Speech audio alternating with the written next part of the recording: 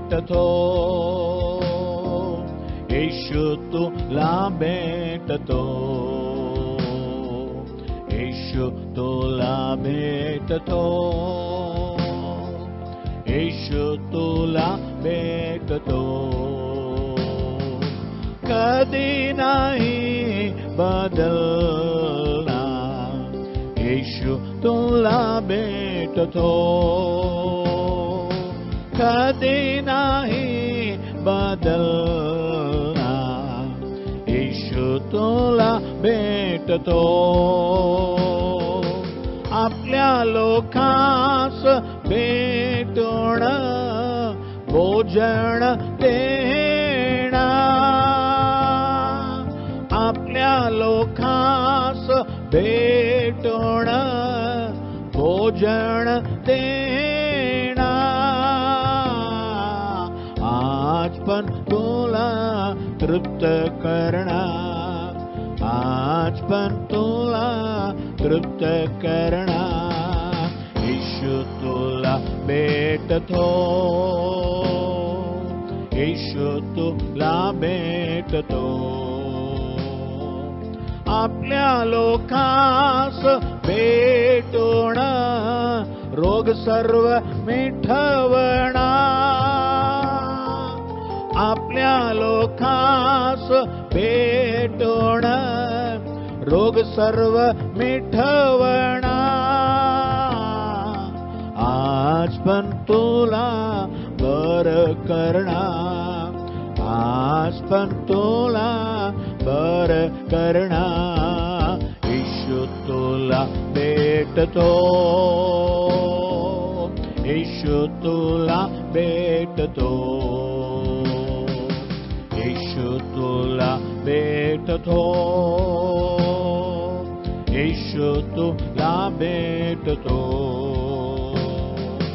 आपल्या लोकांस भेटून अद्भुत करणार,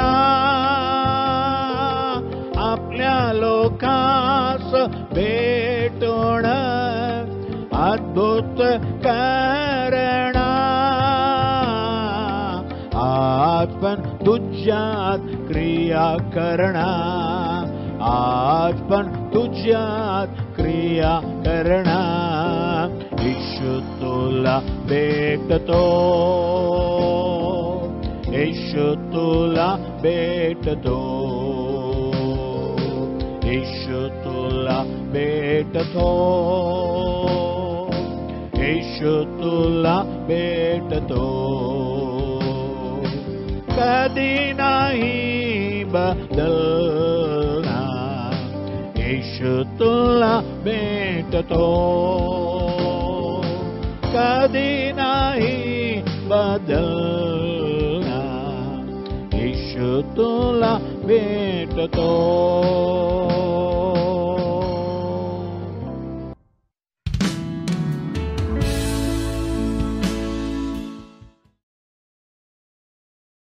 आमच्या प्रिय बंधू बहिणींना येशूच्या नावाने आमचा नमस्कार.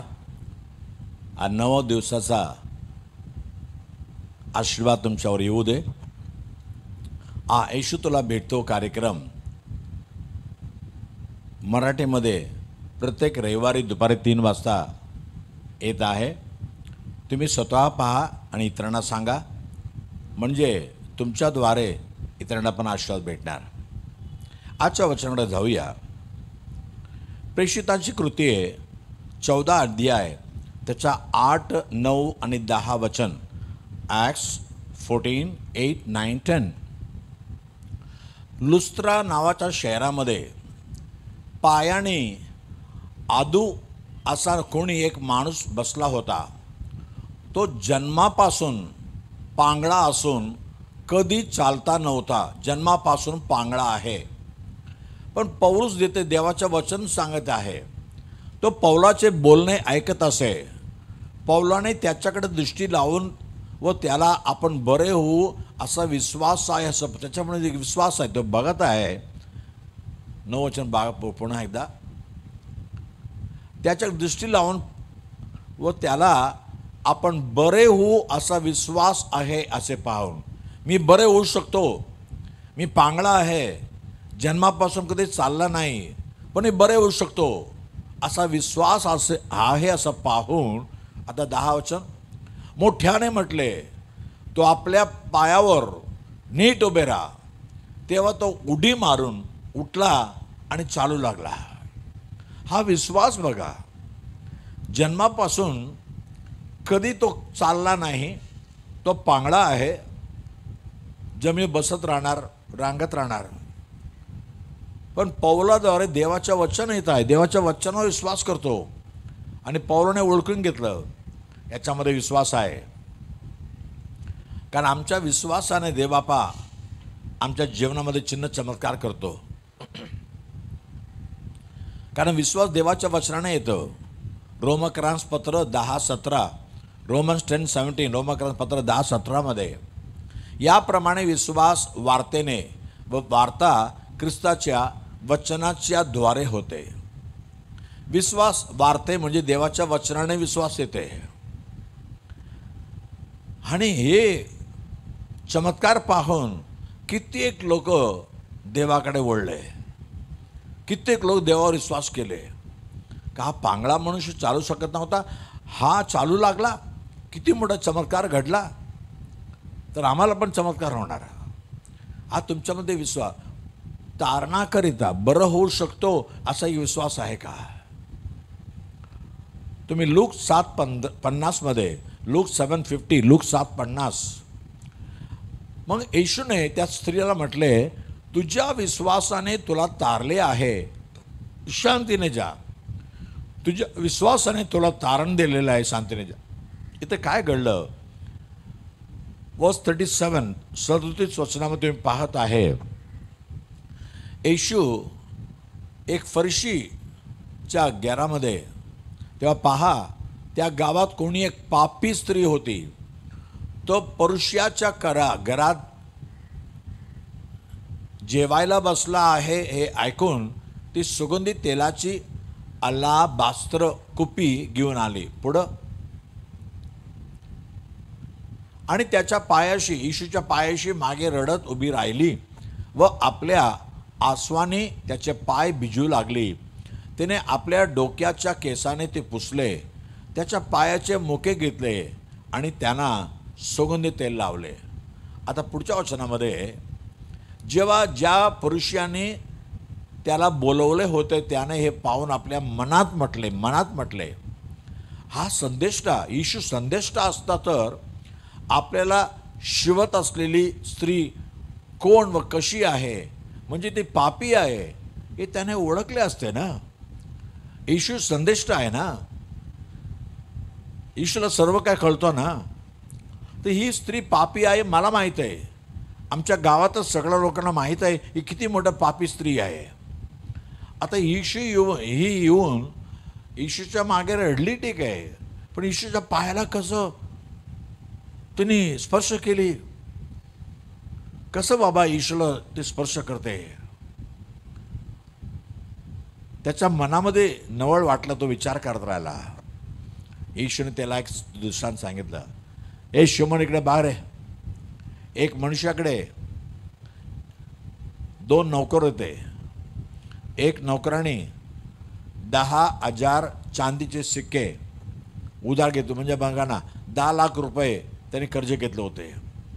दुसऱ्याने 100 चांदीचे सिक्के, म्हणा 1000 किंवा 10,000 एकाने 10,000ची कर्ज घेतली, एकाने 10 लाख रुपये कर्ज घेतली.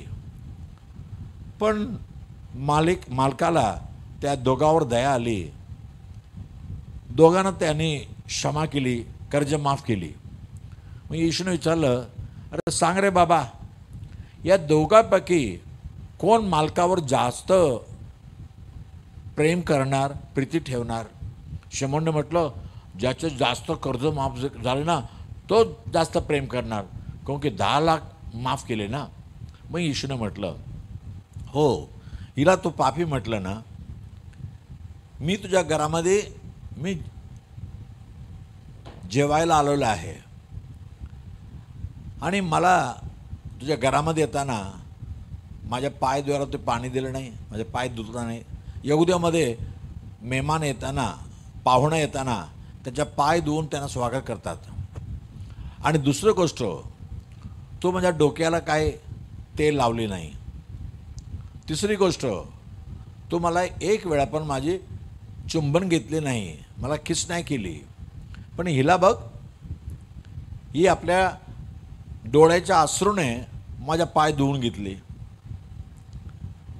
आणि माझ्या पायामध्ये अत्तर लावली, सुगंध लावली. आणि मी इथे आली तेव्हापासून आत्तापर्यंत माझ्या पायाला चुंबन घेतच राहिली. एक चुंबन नाही, चुंबन घेतच राहिली. आता हिने जास्त माझ्यावर प्रीती केली ना. तू पण प्रीती केला म्हणून त्याला मला जेवायला बोलवलं, पण तुझ्यापेक्षा जास्त हिने प्रीती केली. म्हणून हिच्या पाप जास्त आहे बाबा. ही मोठी पापी आहे. हिने जास्त प्रेम केली म्हणून हिचं जास्त पाप मी क्षमा करून टाकलं. नंतर येशू म्हणतो, जा बाबा, तुझ्या विश्वासाने तुला तारण केले. आज येशू तुमच्यावर एवढं प्रीती ठेवलेलं आहे. तुम्ही रोमकारास पत्र 5:8 मध्ये पाहत आहे, रोमन्स 5:8. परंतु देव आपल्यावरच्या स्वतःच्या प्रीतीचे प्रमाण हे देतो की आपण पापी असतानाच ख्रिस्त आपल्यासाठी मरण पावला. प्रीती कसं देवापा प्रकट करतो? आम्ही पापी असतानाच ख्रिस्त आमच्यासाठी जीव दिला. केवढं प्रेम बघा. चांगल्या माणसावर सर्व प्रीती करणार, पण चोर लबाड्यामध्ये कोण प्रीती करणार का? पण आपण चोर होतो, लबाडा होतो, किती पाप केलं होतं, पण आमच्यावर प्रीती करून येशू आमच्यासाठी वधस्तंभावर आपला जीव दिला. रोमकारास पत्र 5:10 मध्ये पाहत आहे 5:10, रोमन्स 5:10. कारण आपण शत्रू असताना देवाबरोबर त्याच्या पुत्राच्या मृत्यूद्वारे आपला समेट झाला, तर आता समेट झाला असता त्याच्या जीवनाने आपण विशेष करून तारले जाणार आहे. तारण हेच आहे. देव आमच्यावर प्रीती केली आणि आपला पुत्र, एकलौता पुत्र येशूला आमच्यासाठी जीव द्यायला लावलं. आणि जीव द्यायला लावून त्याच्याबरोबर जीव दिला म्हणजे आम्हाला पापापासून तारण भेटते. विश्वासाने तारण भेटते, विश्वासाने आरोग्य भेटते, विश्वासाने तारण भेटते. हे कसं विश्वास आहे पहा.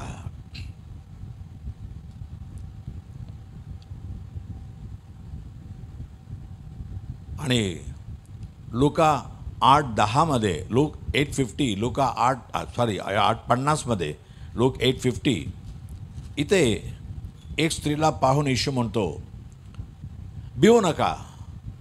एक स्त्रीने माणसाला बघून म्हणतो, भिवू नका, विश्वास मात्र धरा, म्हणजे ती बरी होईल.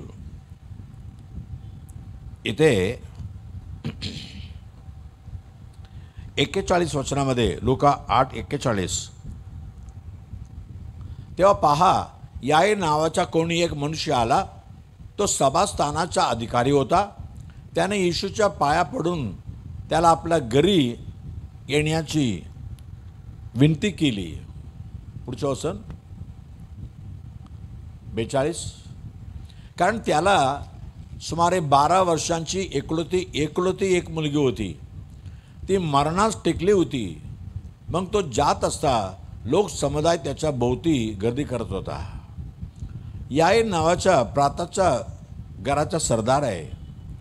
त्याची मुलगी 12 वर्षाची आहे. ती मरणाच्या अवस्थेमध्ये थोड्या वेळात मरणार. तर येशू त्याच्या घरी जात आहे. इतक्यात वाट्यामध्ये काय झालं, आणखीन एक स्त्री, तिला 12 वर्षाची लघु बयाण्याची आजारपणा होती. ती मध्ये येऊन येशूच्या वस्त्र स्पर्श केली, ती बरी झाली. थोडं मग येशू शोधायला लागला, कोण रे मला स्पर्श केला, कोण स्पर्श केला. इतक्या थोडा वेळ झाला.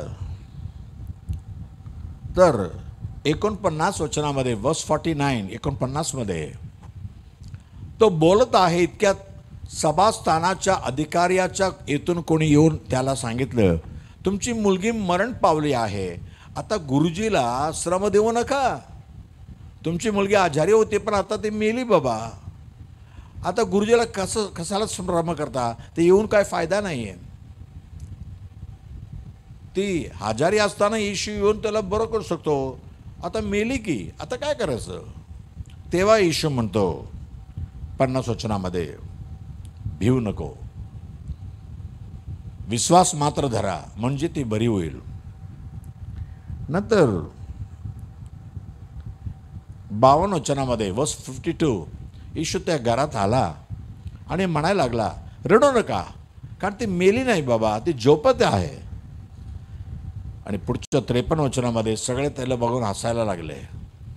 तरी तो मेली आहे ठाऊक असल्यामुळे ते त्याला हसू लागले, हसायला लागले. 54 मध्ये पुढच्या वचनामध्ये जे हसत होते ना, मजा करत होते, अरे ते तर मेली, आता काय ती झोपी आहे का, आम्हाला माहीत नाही का रे, आम्ही किती मरण पाहिले. तर मग सर्वांना बाहेर घालवून येशूने तिच्या हाताला धरून, मुली उठ, असं मोठ्यानं सांगितलं. आणि 55 मध्ये ती जिवंत उठली. तेव्हा तिचा आत्मा परत आला व ती तत्काळ उठली. मग त्याला खायला द्यावे म्हणून त्याने आज्ञा दिली. बघा विश्वासाने काय केलं बघा. मुलगी मेली, आता विश्वास करून काय फायदा नाही.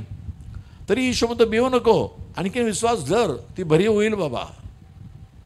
आणि त्या मुलीच्या वडील पण विश्वासाने येशूला घेऊन चालले आणि येशूने जीवन दिला.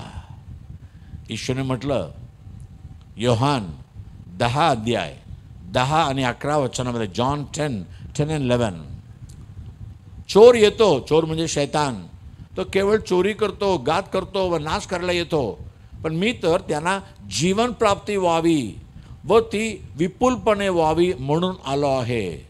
जीवन द्यायला येशू आमच्यासाठी जीव क्रूसावर दिलं, हे फक्त नाही, पण आमच्यामध्ये नवीन जीवन देतो. 11 वचनामध्ये, मी उत्तम मेंढरपाळ आहे, उत्तम मेंढरपाळ मेंढराकरता आपला प्राण देतो. आज जगामध्ये देव म्हणणारे करोडो आहेत, पण एक चांगलं मेंढरपाळासारखं आपल्या मेंढरासाठी जीव दिलेला एकच देव येशू ख्रिस्त आहे. हालेलुया. आमच्यासाठी जीव देणार आहे. एकतर विश्वासाने तुम्हाला आरोग्य भेटतो, विश्वासाने तुमच्या प्राणाच्या तारण भेटते, आणि विश्वासाने तुम्हाला जीवन येशू आम्हाला जीवन देतो. आपला जीव दिला, पण आमच्यामध्ये जीवन दिला, आणि ते सार्वकालिक जीवन. रोमाक्रांसपत्र 6:23 मध्ये, रोमन 6:23, रोमाक्रांसपत्र 6:23, कारण पापाचे वेतन मरण आहे, पण देवाचे कृपादान आपल्या प्रभू येशू ख्रिस्तामध्ये सार्वकालिक जीवन आहे. येशू ख्रिस्तावर विश्वास ठेवा, सार्वकालिक जीवन. या जगामध्ये तर आम्हाला जीव भेटणारच आहे, पण स्वर्गामध्ये एक सार्वकालिक जीवन आहे, तो येशूद्वारे तुम्हाला भेटते बाबा, म्हणून विश्वास धरा. आणि मत्तई 15:28 मध्ये मी सांगून संपवतो. मत्तई 15:28 मध्ये, मॅथ्यू 15:28, तेव्हा येशूने तिला उत्तर दिले, बाई तुझा विश्वास मोठा, तुझी इच्छा सफल हो, तुझी इच्छा सफल हो. आणि त्याच घटकेत तिची मुलगी बरी झाली. तुमची मनाची इच्छा सफल होते विश्वास ठेवण्याने. तुम्ही विश्वास ठेवा ईश्वर, तुमच्या मनामध्ये काय इच्छा आहे ते सफल करतो. हे 23 वचनामध्ये काय झालं, 23 वचनामध्ये, तरी त्याने त्याला एक 22 वचन वाचा, बरं 22 वचन वाचू. आणि पहा, त्या भागातील एक कनानी बाई येऊन मोठ्याने म्हणू लागली, अहो प्रभूजी, दाविदाचे पुत्र, माझ्यावर दया करा, माझी मुलगी भूताने फारच जर्जर केली आहे. भूत शैतान अशुद्ध आत्मा माझ्या मुलीला धरून खूप सतवत आहे, मला मदत करा. पहिले येशूने काय उत्तर दिलं नाही. ते म्हणायला लागले, प्रभू, शिष्य म्हणायला लागले त्याला मदत करा ना. येशूने म्हटलं, मी तर आमच्या लोकांसाठी, इस्रायल लोकांसाठी आलेलं आहे. पण ती म्हणते, प्रभू मदत करा ना. येशूने म्हटलं, अरे बाबा, मुलाचा भाकर कुत्र्याला देऊ शकत नाही. ती म्हणते, हो बरोबर आहे, पण मेजवर बसून खाताना खाली तरी चोरा खाली पडेल ना, ते मला भेटू दे ना. तेव्हा येशू म्हणतो, म्हणजे थोडंसं देवाच्या सामर्थ्य, देवाचा आशीर्वाद भेटलं तर मला भरपूर आशीर्वाद भेटणार, असा विश्वास आहे का? तुमची इच्छा काय? तिची इच्छा सफल झाली विश्वासामुळे. आता तुमचे सर्व इच्छा, सर्व आवड येशू पूर्ण करू शकतो, पण विश्वास जरा. कारण प्रत्येकाची आवड देव पूर्ण करतो. 145 वचन 16, 145:16, 145:16. तू आपली मूठ उघडून सर्व प्राणी मात्रांची इच्छा पुरी करतोस. सर्व प्राणी मात्रांची इच्छा पुरी करतो. सर्व जीवांच्या इच्छा पुरी करणारा आमचा प्रभू परमेश्वर आहे. कारण त्याने सर्वांना सृष्टी केली ना. आम्हाला सृष्टी केलेला परमेश्वर म्हणतो, तुझी इच्छा काय? चला प्रार्थना करूया. पवित्र देव बाबा, धन्यवाद धन्यवाद धन्यवाद. विश्वासाने तो पांगळा मनुष्य तारण मिळवून घेतला, सुटकारा मिळवून घेतला. विश्वासानेच प्रभू आम्हाला पापापासून तारण भेटते. त्या स्त्री एवढं मोठं पापी सगळे म्हणू लागले, पण विश्वास केली, आपल्या पापाचे कबुली केली, रडली, मी असं पाप केले म्हणून. आज पण तुझ्याकडे पाहून, येशू प्रभू, मी एक पापी आहे, माझ्या पापाचा क्षमा दे. मी तुझ्यावर विश्वास करतो, तो माझ्यासाठी वधस्तंभावर जीव दिलेला परमेश्वर आहे आणि पुन्हा जिवंत उठलेला परमेश्वर आहे. तुझ्याकडे जे कोणी पाहतात पापाची क्षमा भेटू दे प्रभू. आणि देवापा, तू जीव देणारा परमेश्वर आहे. मेलेल्या मुलीला फक्त जीव दिला असं नाही आहे, आम्हा सर्वांना जीवन आणि सार्वकालिक जीवन देतो प्रभू. विश्वास करणाऱ्याला या जगामध्ये सांभाळून घे आणि स्वर्गामध्ये सार्वकालिक जीवन दे प्रभू. आणि विश्वास किती मोठा आहे. तुझी इच्छा पुरी हो. आज जे काही इच्छा आहे, जे काही त्यांची मनाची आवड आहे, तो आपली मुठ्ठी उघडून सर्व प्राण्यांच्या इच्छा पूर्ण करतो. तुझ्या लेकरं जे काय तुझ्याकडे मागतात, प्रभू मला हे पाहिजे, हे पाहिजे, हे पाहिजे. तुने म्हटलं माझा नाव जे काय तुम्ही मागाल मी करेल म्हटलं प्रभू. चांगलं जीवन भेटू दे, कामामध्ये चांगला आशीर्वाद भेटू दे, मुला मुलींच्या चांगल्या ठिकाणी लग्न होऊ दे.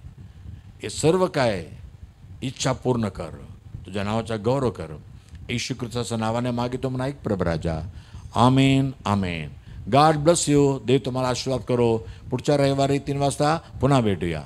आमेन. God bless you.